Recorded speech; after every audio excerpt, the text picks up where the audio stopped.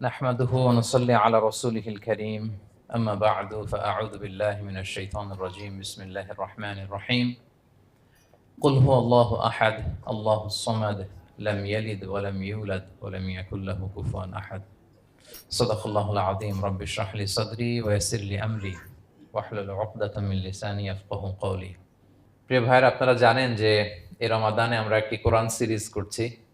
প্রতিটি প্রোগ্রামে আমরা কোরআনের কোনো না কোনো সূরা থেকে কিছু আলোচনা শুনছি। তারই ধারাবাহিকতায় আজকে আমি সূরাতুল ইখলাস তেলাওয়াত করেছি, ছোট্ট একটা সূরা। এই সূরার সংক্ষিপ্ত তাফসীর আজকে আমরা শুনবার চেষ্টা করব ইনশাআল্লাহ বিইذনিল্লাহ। সূরাতুল ইখলাস সবার মুখস্থ আছে না? মুসলিম তো অবশ্যই, অনেক অমুসলিমেরও মুখস্থ, অনেক হিন্দুরও সূরা ইখলাস মুখস্থ আছে, জানেন? অনেক হিন্দু ভাইরা একই পাড়ায় একই সাথে সমাজে থাকার কারণে তারা সূরা ফাতিহা, ইখলাস এরকম দু চারটা দোয়া কালাম সূরা এদেরও মুখস্থ থাকে। সূরাতুল ইখলাস এমন একটা সূরা যেটা অনেক অমুসলিম ভাইদেরও মুখস্থ থাকে। খুব ছোট্ট সূরা। স্রষ্টার পরিচয় যে এত সহজ ভাষায় মাত্র 4টি বাক্যে দিয়ে দেয়া যায়, তার জলজন্ত প্রমাণ হচ্ছে এই সূরাতুল ইখলাস। মাত্র 4টি আয়াত। কয়টি? 4টি আয়াত দিয়ে আল্লাহ তাআলা স্রষ্টার পরিচয় খুবই চমৎকার ভাবে প্রেসাইজলি তিনি তুলে ধরেছেন। কোরআনের অনেক জায়গায় আল্লাহ তাআলা নিজের পরিচয় দিয়েছেন। যেমন সূরা বাকারার 255 নম্বর আয়াতে, মানে আয়াতুল কুরসির মধ্যে আল্লাহ তাআলা নিজের পরিচয় তুলে ধরেছেন। একটি আয়াত, 9টি বাক্য বিশিষ্ট একটি আয়াত, সেখানে আল্লাহ তাআলার পরিচয় খুব চমৎকার ভাবে পাওয়া যায়। আয়াতুল কুরসি, এটা আপনাদের মুখস্থ আছে না? আয়াতুল কুরসি ফরজ সালাতের পরে এটা পড়বেন। আল্লাহর হাবিব সাল্লাল্লাহু আলাইহি ওয়াসাল্লাম ফরজ সালাতের পরে এটা পড়তেন। তিনি বলতেন, মান কারাআ আয়াতুল কুরসি দুবুরা কুল্লি সালাতিন মাকতুবাতিন লাম ইয়ামনাহু মিন দুখুলিল জান্নাতি ইল্লাল মাউত। ফরজ সালাতের পরে যে আয়াতুল কুরসি তেলাওয়াত করবে তার জান্নাতে যাওয়ার ক্ষেত্রে আর কোনো বাধা থাকে না, মৃত্যু ছাড়া। মৃত্যুটাই বাধা, মরলেই জান্নাতি। আয়াতুল কুরসির ভেতরে আল্লাহ তাআলা ওনার পরিচয় তুলে ধরেছেন খুব সংক্ষিপ্তভাবে, এক আয়াতে আল্লাহর পরিচয়। তারপর সূরা হাশরের শেষ 3 আয়াতে আল্লাহ তাআলা নিজের খুব চমৎকার পরিচয় তুলে ধরেছেন। তারপরে এই সূরা ইখলাসের মধ্যে আল্লাহ তাআলা আরো সংক্ষিপ্ত পরিসরে, ভেরি প্রিসাইজলি, মাত্র ছোট্ট ছোট্ট 4টা আয়াতে নিজের পরিচয় তুলে ধরেছেন। তো কিভাবে আল্লাহ তাআলা নিজের পরিচয় আমাদের সামনে পেশ করলেন, আমরা সেটাই আজকে শুনবার চেষ্টা করবো ইনশাআল্লাহ। সূরাতুল ইখলাস আপনারা কি জানেন এটা কোরআনের কততম পারায় অবস্থিত? 30তম পারায়। এবং এই সূরাটি মাক্কি সূরা। কি সূরা? কোরআনের সর্বশেষ পারায় অবস্থিত 30তম পারায়। আয়াত সংখ্যা তো আমরা শুরুতেই বললাম, কয়টি? 4টি। এই সূরাটি কোরআনের যে সূরার ধারাক্রম, সে ধারাক্রম অনুসারে 112 নম্বর সূরা। কত নম্বর? 112 নম্বর সূরা। এই সূরাটা মক্কাতুল মুকাররমাতে নাজিল হওয়ার কিছু প্রেক্ষাপট আছে। প্রেক্ষাপটগুলো হচ্ছে, আরবরা বংশকে খুব গুরুত্ব দেয়, বংশ প্রিজার্ভ করা, লিনিয়েজকে প্রিজার্ভ করা। এবং তারা মানুষকে দেখে, শুধু মানুষ তো না, মানুষের পায়ের ছাপ দেখে বলে দিতে পারতো তার বাবাকে, তার বাবাকে, পর দাদাকে, 14 পুরুষের নাম বলে দিতে পারতো। শুধু মানুষই না, তারা উটের পায়ের ছাপ দেখে, উটের পায়ের, মরুভূমির বালুতে উটের পায়ের ছাপ দেখে ওই উট কোন বংশের, ওই বংশের ওর নাম কি, ওর বাবার নাম কি, ওর দাদার নাম কি, 14 পুরুষ এরকম ছিল। এবং তারা দুজন মানুষকে যদি ঢেকে রাখা হয় সারা শরীর, শুধু পায়ের একেবারে শেষের দিকের ছোট আঙ্গুল দেখে, এটাকে ইলমুল কিয়াফা বলে, ওই ছোট আঙ্গুলের শেপ দেখে ওরা বলে দিতে পারতো সে কোন বংশের, তার বাবার নাম কি, দাদার নাম কি, 14 পুরুষ। তারা এই লিনিয়েজকে প্রিজার্ভ করতো আর কি এইভাবে। এবং এই বংশ পরিক্রমা মুখস্থ করা, জানা, জিজ্ঞেস করা, এটাকে গুরুত্ব দিত। তো তারা আল্লাহকেও আমাদের মতো এরকম একজন সত্তা ভেবে আল্লাহ হাবিব সাল্লাল্লাহু আলাইহি ওয়াসাল্লামকে জিজ্ঞেস করতেছে যে, ইদান খালাকাল্লাহু কুল্লা শাই ফামান খালাকাল্লাহ। মুহাম্মদ, তুমি তো বলো যে আল্লাহ নাকি সব সৃষ্টি করেছে, তো আল্লাহকে কে সৃষ্টি করেছে? অথবা বলো যে আল্লাহর বাবাকে, আল্লাহর দাদাকে, আল্লাহর পরদাদাকে, আল্লাহর বংশটা বলো। তো তখন তাদের এই প্রশ্নের জবাবে আল্লাহ তাআলা সূরাতুল ইখলাস নাজিল করেন যে, কুল হু আল্লাহু আহাদ। হে নবী, আপনি বলুন আল্লাহ হচ্ছেন এক, অদ্বিতীয়, ইউনিক, অ্যাবসোলুট। আল্লাহুস সামাদ, তিনি হচ্ছেন সামাদ, তিনি কারো প্রতি নির্ভরশীল নন, অমুখাপেক্ষী।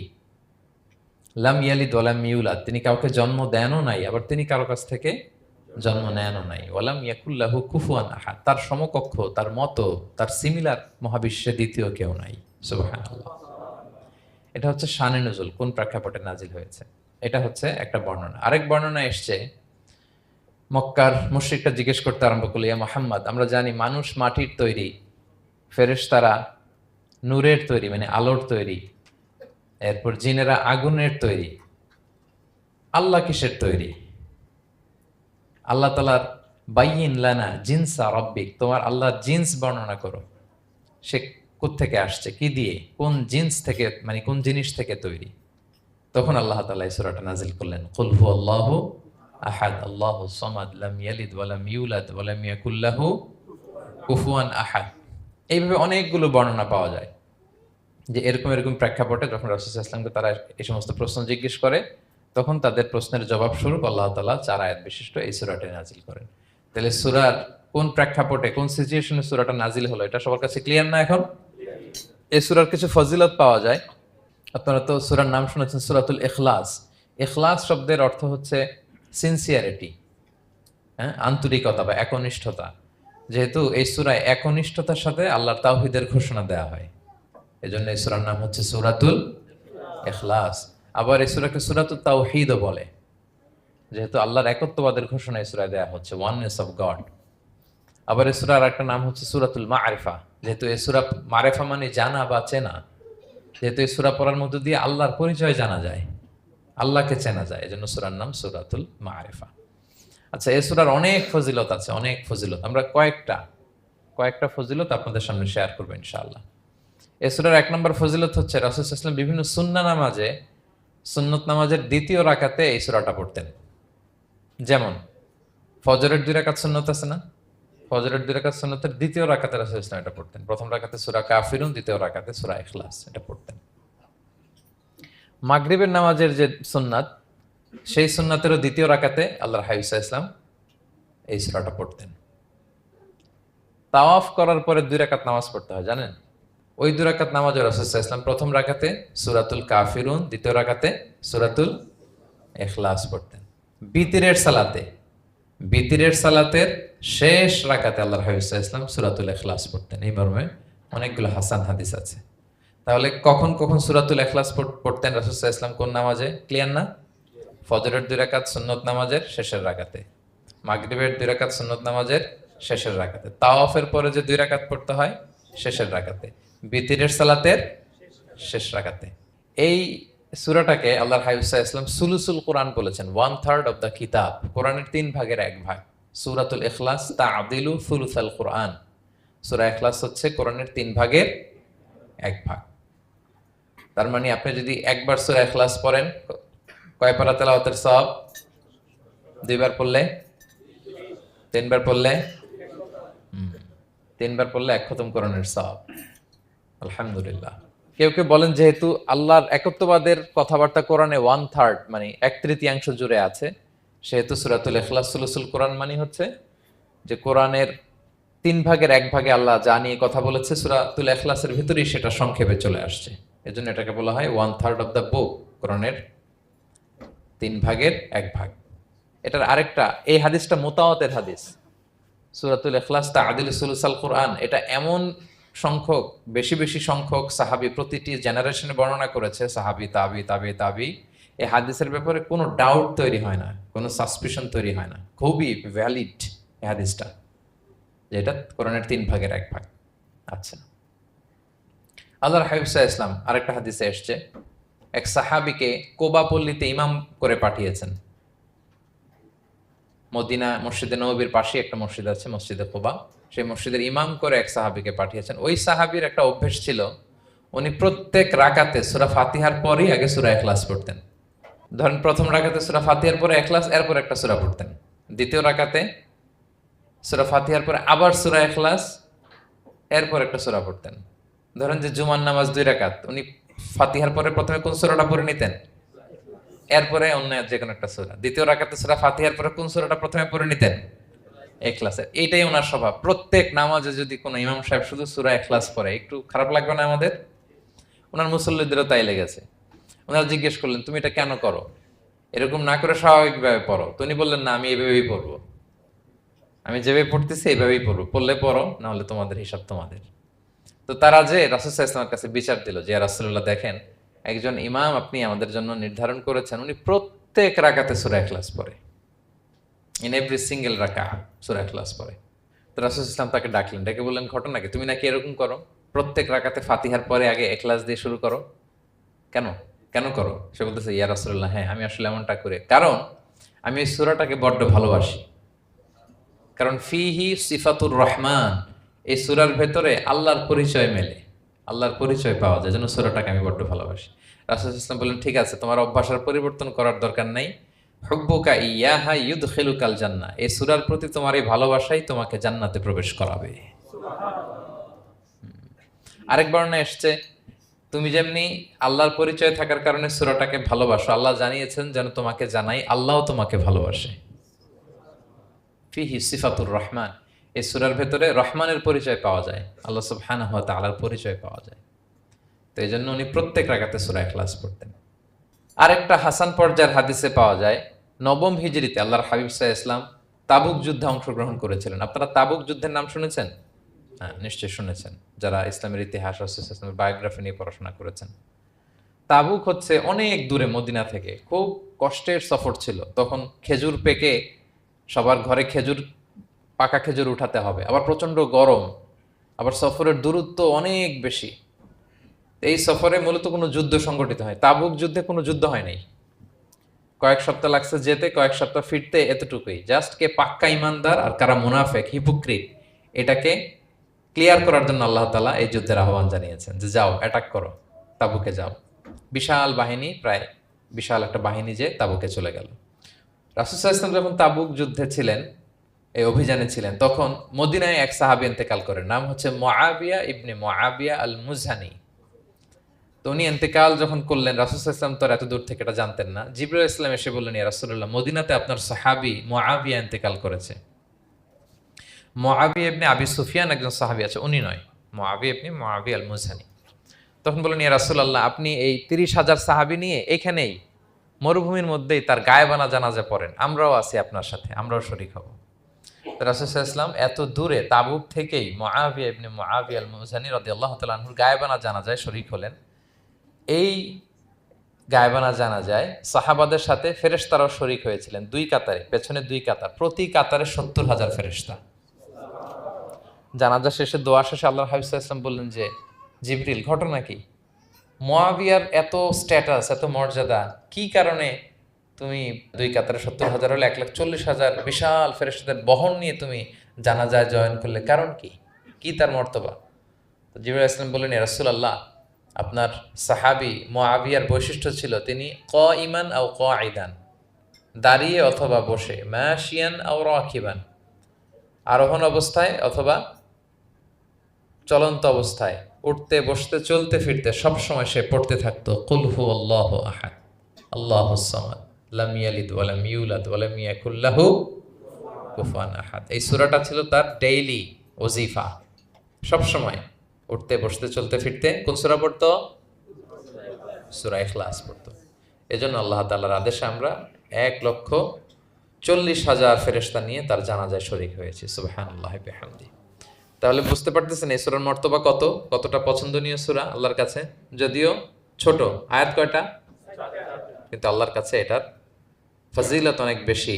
প্রিয় ভাইরা, শুধু এখানেই শেষ নয়, আল্লাহর হাবিব সাল্লাল্লাহু আলাইহি ওয়াসাল্লাম সকালে, সন্ধ্যায়, ফজরের পরে, মাগরিবের পরে এবং বিছানায় ঘুমোতে যাওয়ার আগে তিনি সূরাতুল ইখলাস, সূরা ফালাক, সূরা নাস পড়ে হাতের মধ্যে ফু দিতেন, দুই হাত একসাথে মিলিয়ে এরকম ফু দিয়ে মাথা থেকে বডিতে যতটুকু সম্ভব তিনি মাসে করতেন।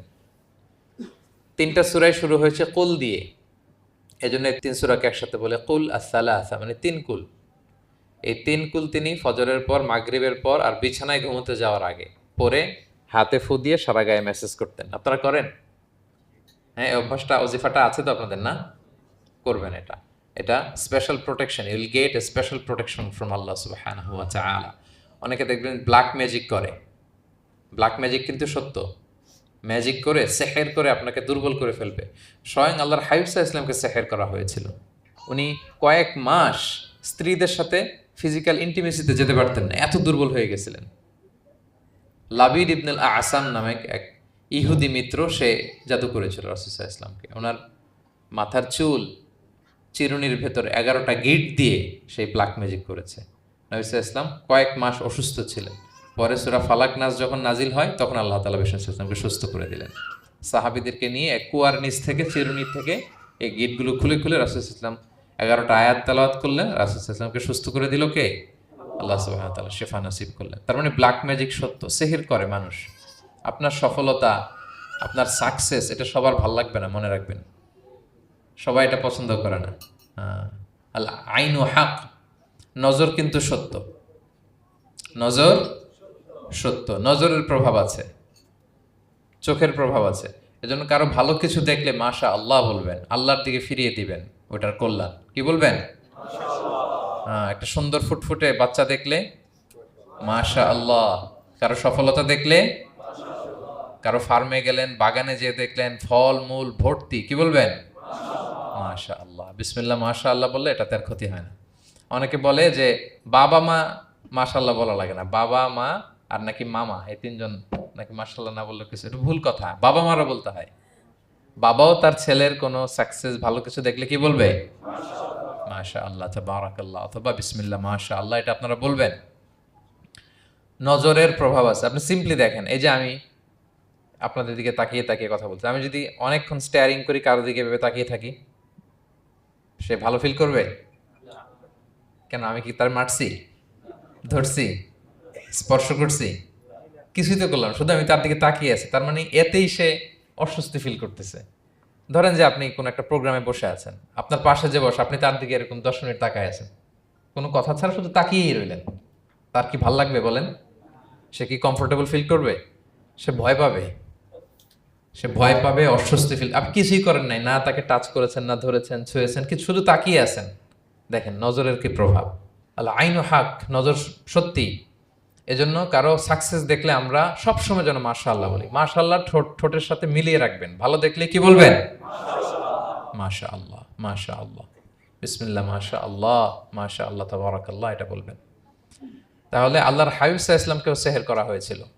এজন্য এই সেহের থেকে, ব্ল্যাক ম্যাজিক থেকে, আইন মানে জেলাসি, মানুষের নজর দিয়ে যে হিংসা করে, এই জেলাসি থেকে, মিন শাররি হাসিদিন ইযা হাসাদ, হাসাদ থেকে, মিন কুল্লি মাকরুহিন ওয়া শুরুর, এসব ক্যালামিটি, ডিজাস্টার, এগুলো থেকে পানা হিসেবে আপনি এই ওজিফাটা করবেন। 3 কুল, কুল আস-সালাসা, 3 কুল। আমার সাথে সাথে বলেন, কয় কুল? 3 কুল। কি কি? সূরাতুল ইখলাস, সূরা ফালাক, সূরা নাস।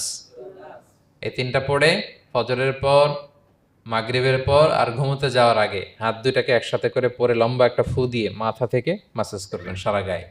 পারা যাবে ইনশাআল্লাহ বিইذنিল্লাহ। এবং আম্মা জান আয়েশা রাদিয়াল্লাহু তাআলা আনহা বলতেন, আমি যখন কখনো অসুস্থ হয়ে যেতাম, অসুস্থ হলে রাসূল সাল্লাল্লাহু আলাইহি ওয়াসাল্লামকে যে যখন কমপ্লেইন করি, ইয়া রাসূলুল্লাহ আমি তো অসুস্থ, রাসূল সাল্লাল্লাহু আলাইহি ওয়াসাল্লাম আমাকে এই আমলটা করতে বলতেন। মানে আয়েশা, তুমি সূরাতুল ইখলাস, সূরা ফালাক, সূরা নাস পড়ে সারা গায়ে কি করো? ফু দাও। আলী রাদিয়াল্লাহু তাআলা আনহু বর্ণনা করেন, আল্লাহর হাবিব সাল্লাল্লাহু আলাইহি ওয়াসাল্লাম একবার নামাজ পড়তেছেন, নামাজে তিনি সিজদারত অবস্থায়, ইন দ্য মিন টাইম লাদাগাতহুল আকরা, একটা বিচ্ছু রাসূল সাল্লাল্লাহু আলাইহি ওয়াসাল্লামের আঙ্গুলে কামড় দিল। বিচ্ছু, বিচ্ছুর কামড় খাইছেন? হ্যাঁ, কেমন লাগে? খুব আরাম লাগে? হ্যাঁ, খুব যন্ত্রণা হয়, অনেক যন্ত্রণা হয়। তো রাসূল সাল্লাল্লাহু আলাইহি ওয়াসাল্লামকে যখন কামড় দিল নামাজরত অবস্থায়, রাসূল সাল্লাল্লাহু আলাইহি ওয়াসাল্লাম খুব যন্ত্রণা পেলেন, ব্যথা পেলেন।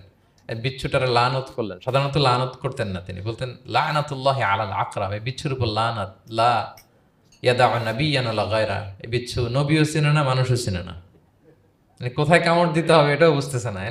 শুধু নবী না, সব নবীদের নবী, ওনারা কামড় দিয়ে ফেলছে। তাই আল্লাহর পক্ষ থেকে পরীক্ষা ছিল, কেয়ার করা। উনি ভর্ৎসনা করলেন, লানত করে বললেন, নবীও চিনস না, মানুষও চিনস না, কামড় দিয়ে খুব কষ্ট পাচ্ছেন তিনি। তো আল্লাহ হাবিব সাল্লাল্লাহু আলাইহি ওয়াসাল্লাম বললেন, যাও গরম পানি আর লবণ নিয়ে আসো, এনে এটার মধ্যে ঢালো। তো ঢালতে আরম্ভ করলো। লবণ কিন্তু খুবই ব্যথানাশক, pain killer, natural pain killer. এটার মধ্যে সোডিয়াম ক্লোরাইড আছে, তো এটা গরম করে লবণ মিশিয়ে দিলে যে কোনো ব্যথা ট্যাথা সাথে সাথে ভালো হয়ে যায়। রাসূল ইসলাম বললেন ঢালো। ঢালতেছে, রাসূল ইসলাম পড়তেছেন কুল হুয়াল্লাহু আহাদ আল্লাহুস সামাদ লাম ইয়ালিদ ওয়া লাম ইউলাদ ওয়া লাম ইয়াকুল লাহু কুফুয়ান আহাদ বলে ফু দিচ্ছেন আর ঢালতেছে। ঢালাও শেষ, আঙ্গুলের ব্যথাও শেষ।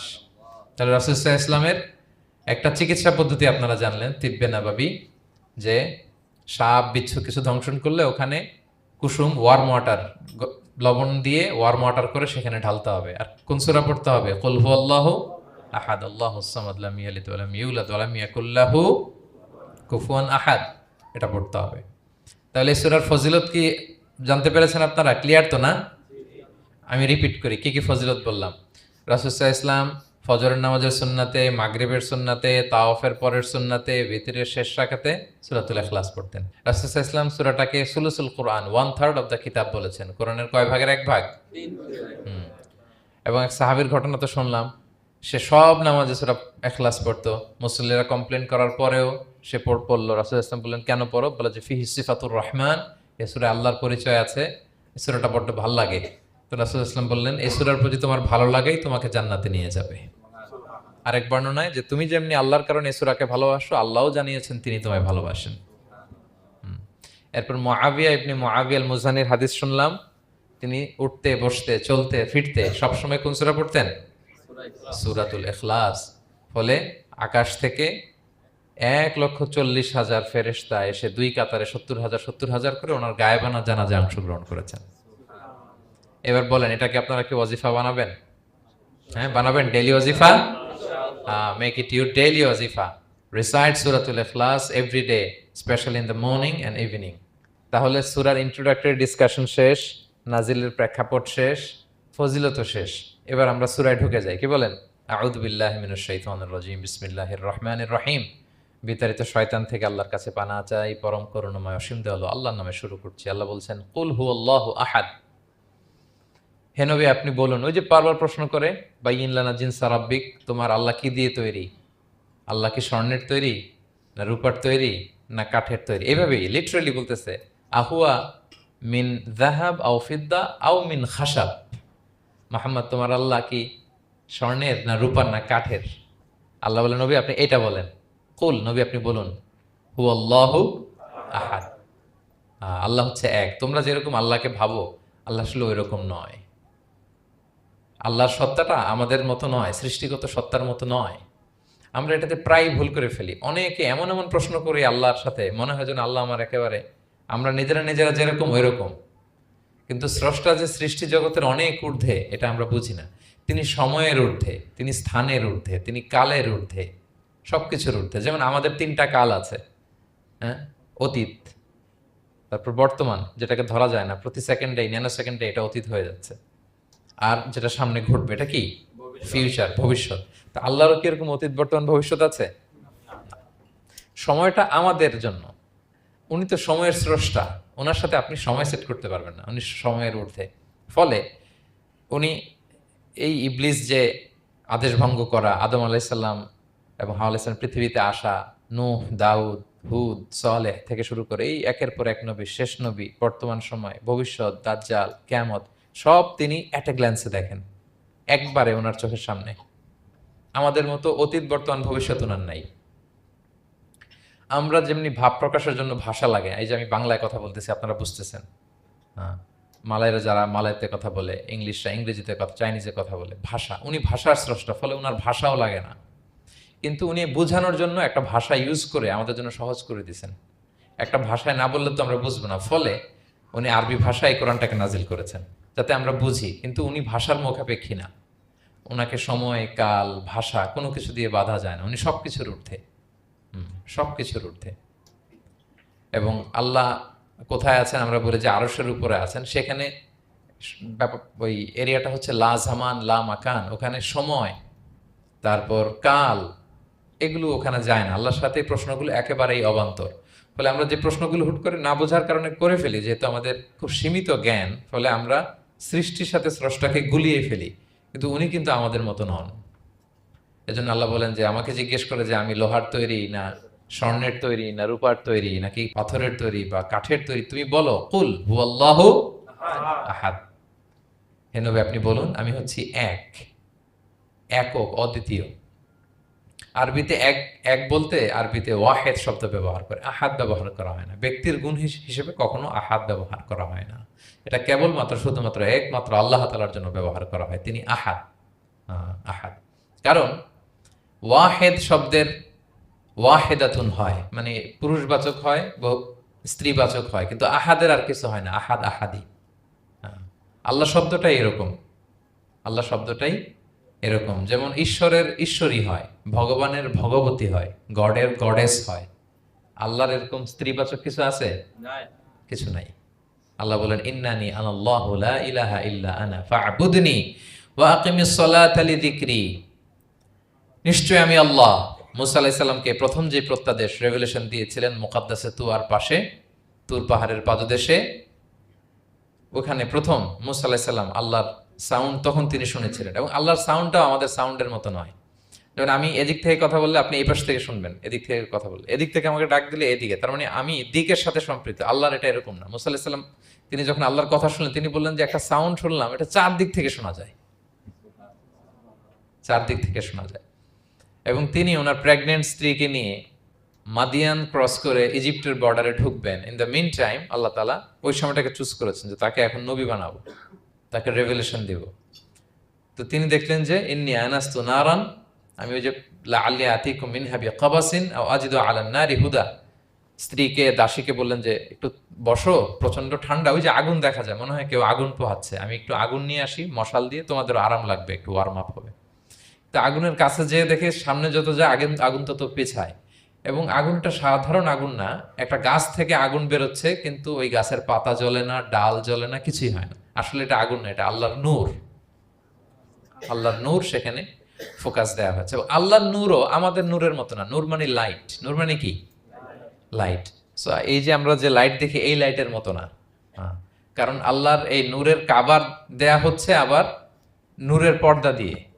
পর্দা দেয়া হয় সাধারণত আলোকে আটকানোর জন্য, কিন্তু আল্লাহর যে পর্দা, হেজাবের কথা বলা হয়েছে, ওইটা, ওই পর্দাটাও আলো, আলোর পর্দা। আমাদের সাথে মিলালে হবে? আমরা আমরা ঘরে পর্দা টাঙাই কি কি থামাতে বলেন তো? আলো থামাতে। আর আল্লাহর যে হেজাব পর্দাগুলো কিসের?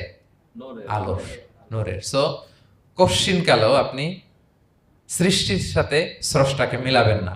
আমরা ভুল করে অনেক সময় এরকম অবান্তর প্রশ্নগুলো করি।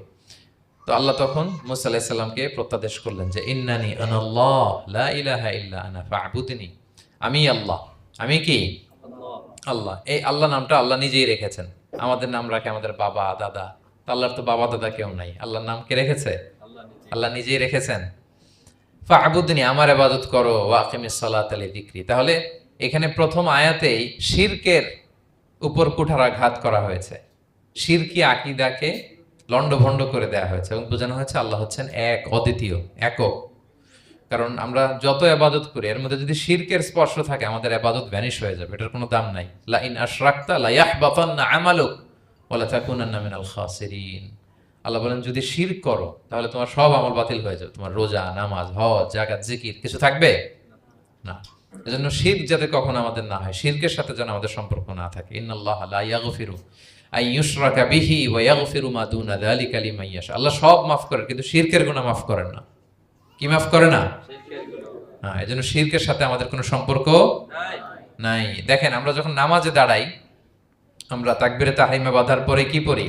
ওয়াজ্জাহতু ওয়াজহিয়া লিল্লাযী ফাতারাস সামাওয়াতি ওয়াল আরদা হানিফা ওয়া মা আনা মিনাল মুশরিকিন। দেখেন, নামাজে দাঁড়ালে আগে ক্লিয়ার করে নিতে হয় যে আল্লাহ ওয়া মা আনা মিনাল। এই যে লক্ষ লক্ষ হাজী সাহেবরা যায় ইজহার রেদা পরে, ওখানে কি পড়ে? লাব্বাইক আল্লাহুম্মা লাব্বাইক লাব্বাইক লা শারীকা লাক লাব্বাইক। আগে হিসাব ক্লিয়ার যে আল্লাহ শিরকের সাথে ছিটেফোঁটা সম্পর্ক আমাদের নাই। হ্যাঁ, আমরা একনিষ্ঠভাবে তোমার ইবাদত করি। তাহলে সূরাতুল ইখলাস বেসিক্যালি তাওহীদের একনিষ্ঠ ঘোষণার নাম, যেটার প্রথম আয়াত আল্লাহ তাআলা নবীকে বললেন যে হে নবী, আপনি আমার পরিচয় দিয়ে দেন। আপনি বলুন কুল হুয়াল্লাহু আহাদ, আমি এক, একক, অদ্বিতীয়। কুল হুয়াল্লাহ, নবী আপনি বলুন তিনি হচ্ছেন আল্লাহ এবং তিনি হচ্ছেন আহাদ। আল্লাহ নামটার অনেকভাবে কোরআনে পরিচয় দিয়েছেন।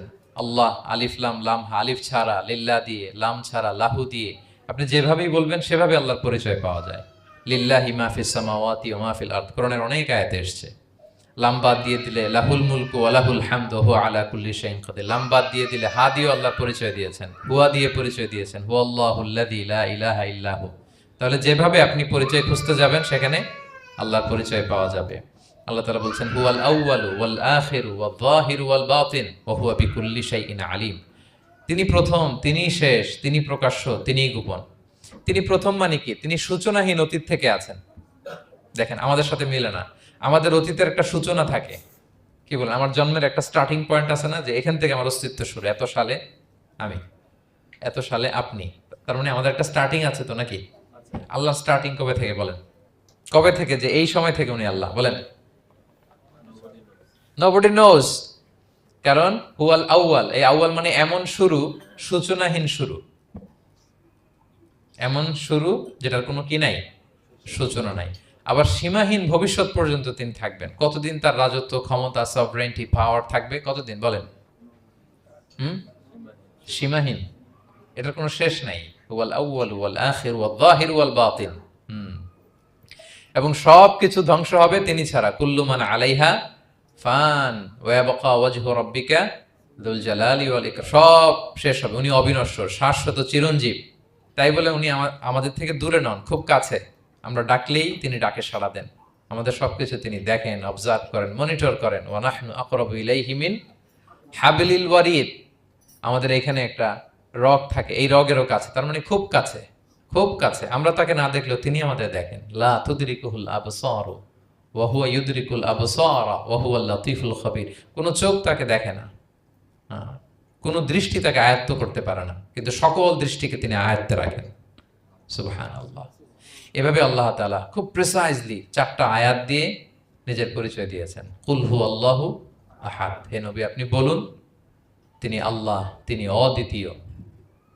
বাংলারও অনেক সীমাবদ্ধতার ফলে আমাকে এক, একক এগুলো ইউজ করা লাগতেছে, কিন্তু আল্লাহর আহাদ বোঝাতে যে এক, একক, এটা যথেষ্ট না। এটা আমার লিমিটেশন, আমাদের লিমিটেশন, ভাষার লিমিটেশন।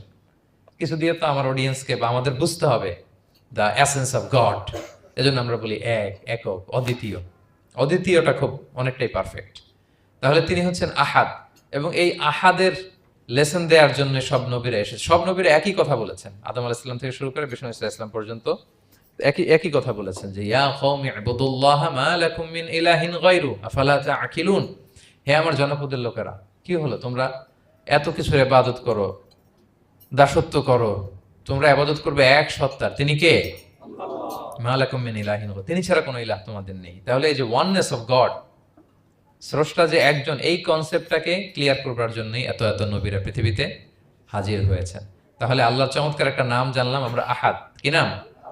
মজার ব্যাপার হচ্ছে এই নাম কোরআনে আর কোথাও নাই। আহাদুন শব্দ যেটা আছে এটা অন্য অর্থে, এক, এক অর্থে আর কি। কিন্তু আল্লাহর আহাদ কোরআনে শুধু এই সূরাতেই এসেছে। আল্লাহর আহাদ নামটা শুধু এই সূরাতেই এসেছে। আহাদ, আহাদ। আপনারা বেলাল রাদিয়াল্লাহু তাআলা আনহুর ঘটনা জানেন, যে উমাইয়াত ইবনে খালাফ খুব পাষণ্ড মাওলা ছিল ওনার, মনিব। এমন কোনো অত্যাচার নাই যে ঈমান আনার কারণে বেলাল রাদিয়াল্লাহু তাআলা আনহুর উপর করা হয় নাই। পিটানো, চাবুক মারা, টানা হেচড়া করা, উত্তপ্ত মরুভূমিতে। যারা হজ ওমরা করতে গিয়েছেন তারা তো দেখেছেন মরুভূমির বালু, ওখানে কত গরম, চাল ছেড়ে দিলে মুড়ি হয়ে যাবে, খই হয়ে যাবে। ওই উত্তপ্ত গরম বালুতে বেলাল রাদিয়াল্লাহু তাআলা আনহুকে শুইয়ে পেটের উপরে পাথর রেখে দেওয়া হয়েছিল। তখন তিনি আল্লাহর একত্ববাদের ঘোষণা এই শব্দটা দিয়ে করেছেন। অস্ফুট কণ্ঠে উনি বারবার বলছিলেন আহাদ, আহাদ, আহাদুন আহাদ। তো আল্লাহ তাআলার এই নামটা, আহাদ নামটা, এই সূরা ছাড়া কোরআনের অন্য কোথাও আসেনি। তাহলে প্রথম আয়াতটা কি? কুল হু আল্লাহু।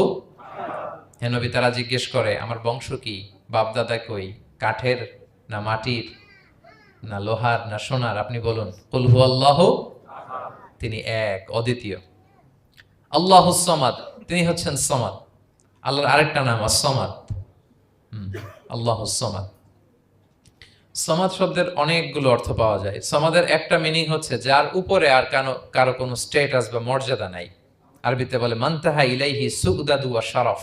মর্যাদা, স্ট্যাটাস যত শীর্ষে, পিকে যেতে পারে, ওইটার নাম হচ্ছে সামাদ, এর উপরে নাই। সামাদের আরেকটা অর্থ হচ্ছে যে পরনির্ভরশীল নয়, মানে তার কারোর উপর নির্ভর করা লাগে না, সে স্বয়ংসম্পূর্ণ।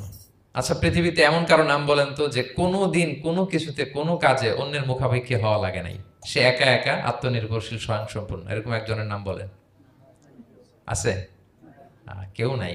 কোনো না কোনো ভাবে আপনি পাওয়ারফুল কারো কথা বলবেন, এত আরো নির্ভরশীল, এরা রাস্তা দেখায় না দিলে চলতেও পারে না, কোন দিকে যাইতে হবে এটা বলার জন্য 10 জন থাকে, এর ওয়াশরুমে নিয়ে যেতে হয় 10 জনের, এর এই সাপোর্ট, ওই সাপোর্ট, এই প্রোটোকল, অনেক কিছু, এর লোক লাগে আরো বেশি।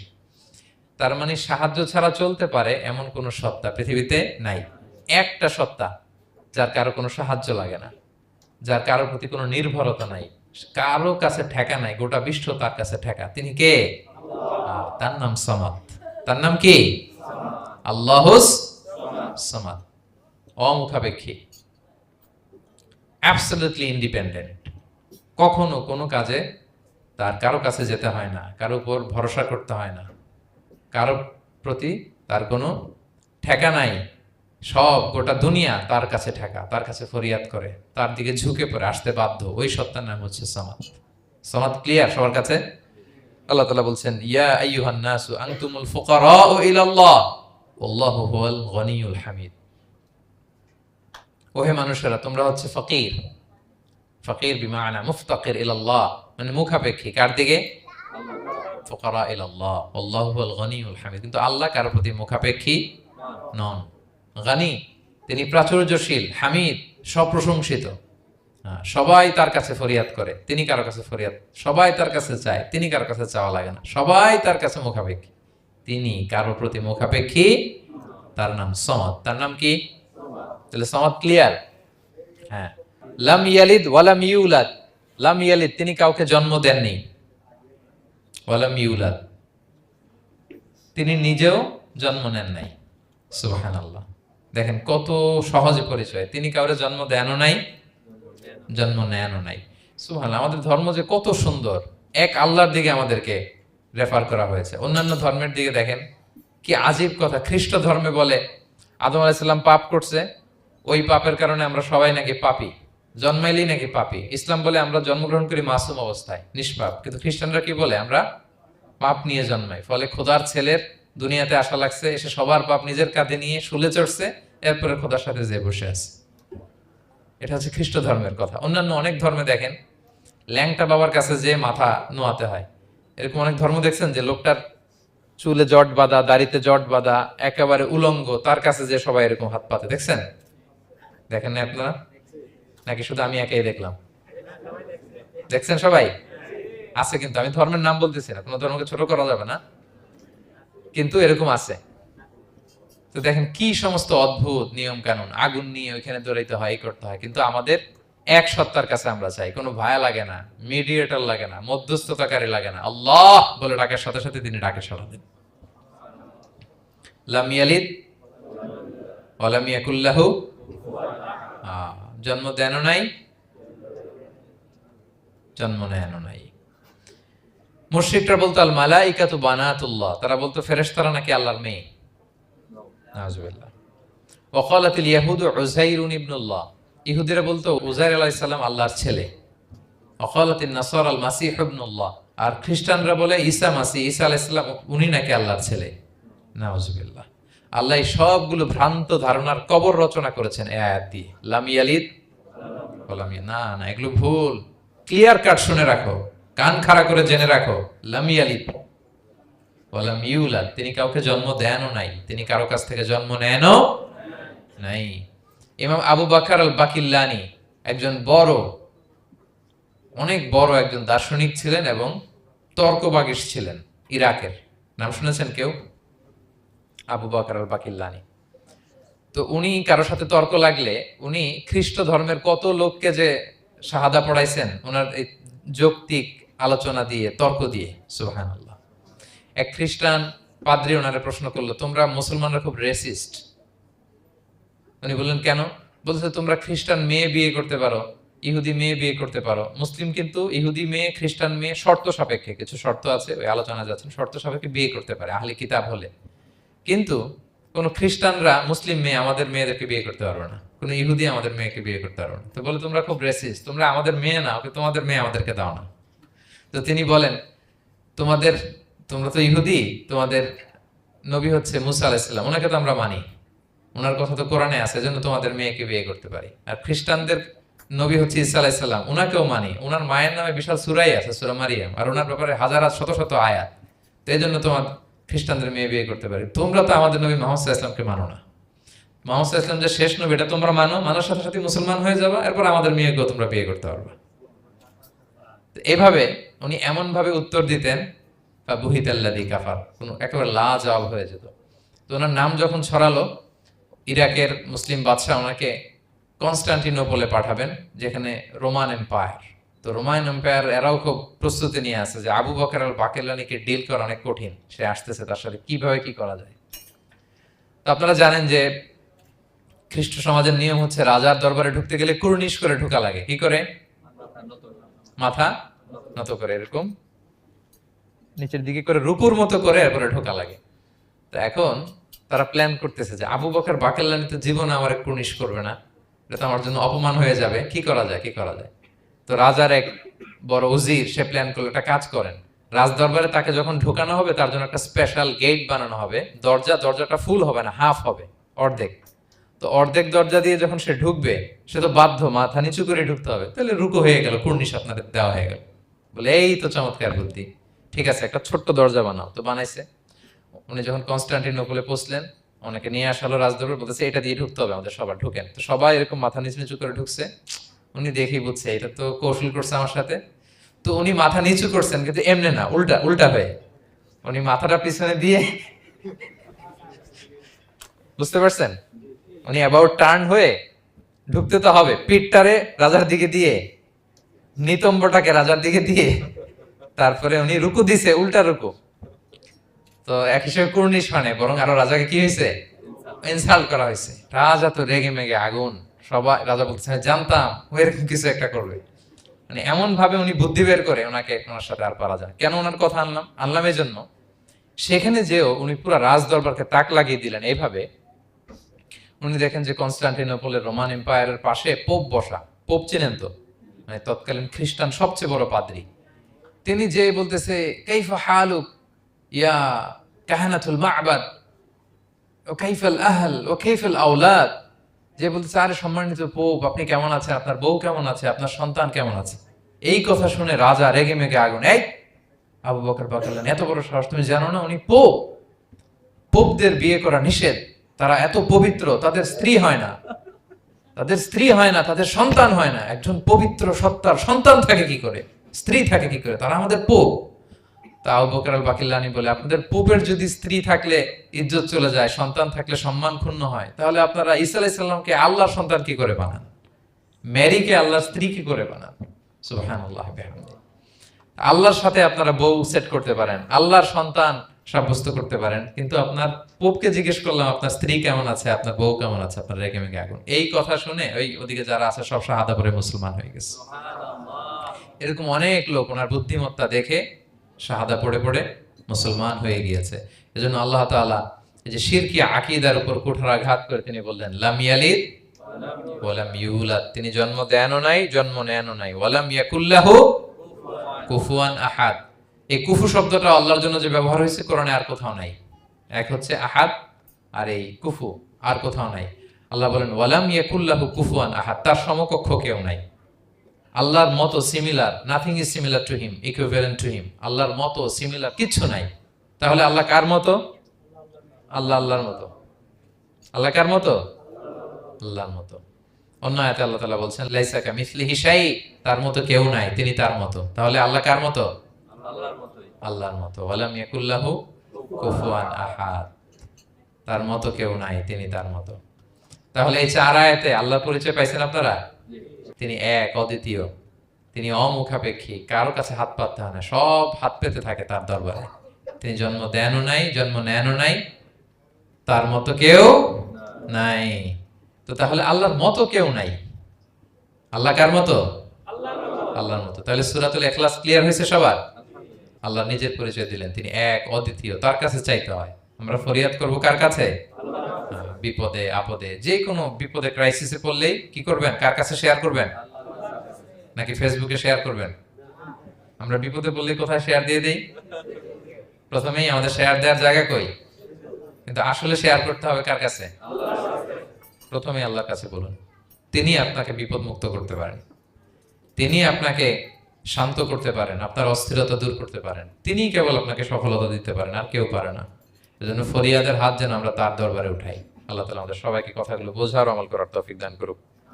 হাদা মা ইনদি ওয়াল ইলমু ইনদাল্লাহি আলাইহি তাওয়াক্কালতু ওয়া ইলাইহি উনীব।